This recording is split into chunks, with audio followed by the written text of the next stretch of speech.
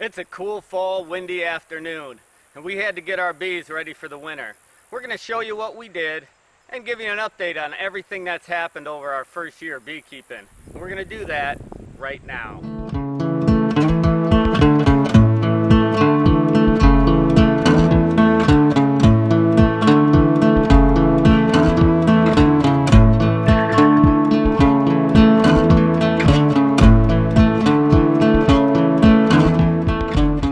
Hi, this is Todd from Sniping Rhino Ranch.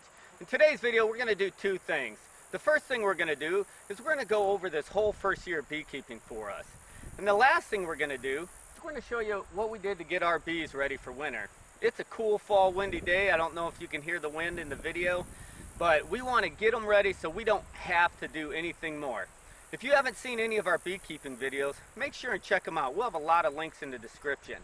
And while you're there, make sure and hit the subscribe button so you don't miss any of our homestead related videos. That being said, let's get into the video. Hi, this is Todd from Sniping Rhino Ranch. You may remember me from such amazing videos such as the lead-in and the intro at the beginning of this video. The wind was getting the best of us, so we decided to move here to Sniping Rhino Ranch headquarters, aka our guest house.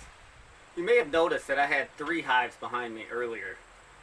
I should have a picture somewhere on the screen to show that, but we didn't start out with 3 hives. But to get to how we got to 3 hives, I need to start at the very beginning. This was our first year beekeeping, and so we didn't know anything, so we started in January by taking a beginner's beekeeping class. Hi, this is Jessica from Sniping Rhino Ranch, and today we're learning about bees, taking a bee class, and I'm going to let our instructor introduce himself to you. My name is James Ryan from Mountain Home, Arkansas. If you haven't taken one of those classes, I highly recommend it. We did a video about it that'll be in the description, but we learned so much that at the end of it we probably had more questions than we did answers. But the big key piece of it is we got connected with other beekeepers. Specifically, we got connected with the beekeeping club, which has been a huge help, and we probably wouldn't have gotten to where we are if it wasn't for that. So after the beekeeping class, we waited around what seemed like forever until May when we got our package bees. Want to see how to put bee colonies into a beehive? We're going to show you right now. We actually also did a video on that. You can check that out in the description as well. But we put the bees inside there, and it was actually a pretty good time. We went back a few days later, let the queen out, went back about 5 days after that, and found that the queens were laying and everything seemed like it was going great.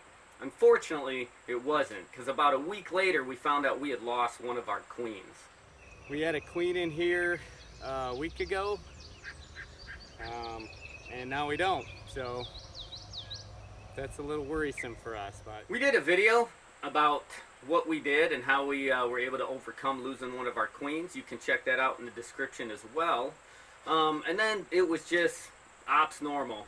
We waited till we got 80% filled in our first boxes, and then we put our second boxes on.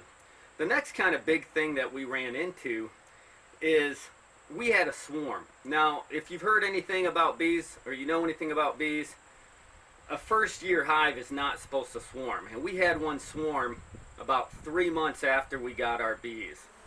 So here's the swarm we just came home to. At the end of August, it was kind of a bad time for it. We did a video on that, so be sure and check it out. It's also in the description, along with all the other ones.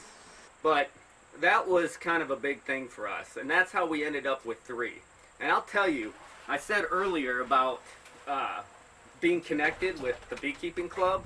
If it wasn't for that, we probably would have lost that swarm. In fact, we were unsuccessful in collecting the swarm, but we got lucky. We were able to do a split. Check the video, it tells you the whole process through that. So we got all 3 hives. All 3 hives are doing pretty good. If you know, you may have noticed in the earlier when I was in front of the hives that one of them has 2 feeders in it. Or 2 of the hives have more than enough honey to make it through the winter. So we're pretty confident about them. One of our hives only has about 50, 60 pounds of honey, which in this area we're at, 50 pounds is kind of what your goal is. You want at least 50 pounds of honey in order to make it through the winter.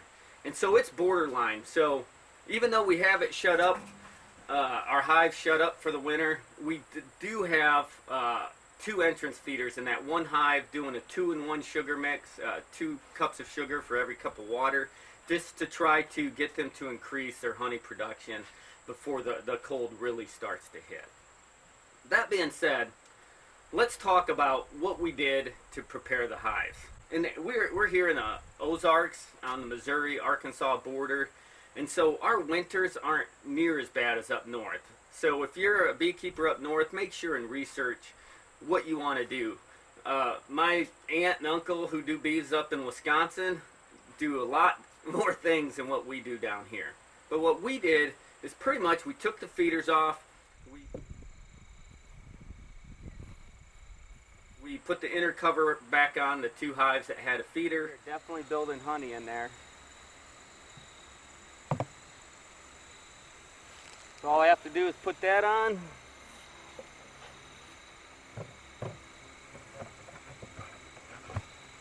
Put the cover on.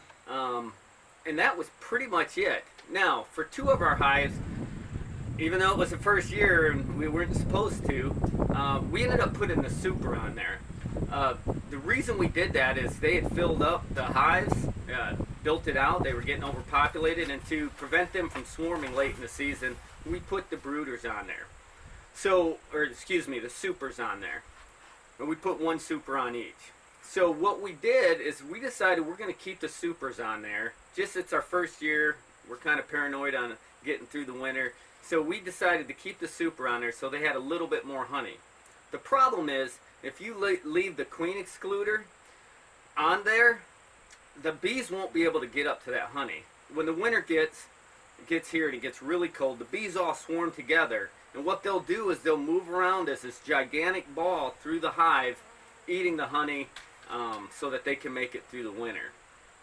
If that queen excluder is there, they can't get up to those supers that are on the top, and so we moved the queen excluders on both the hives that had supers on it. We're going to keep the super on so that if they need honey, they have it.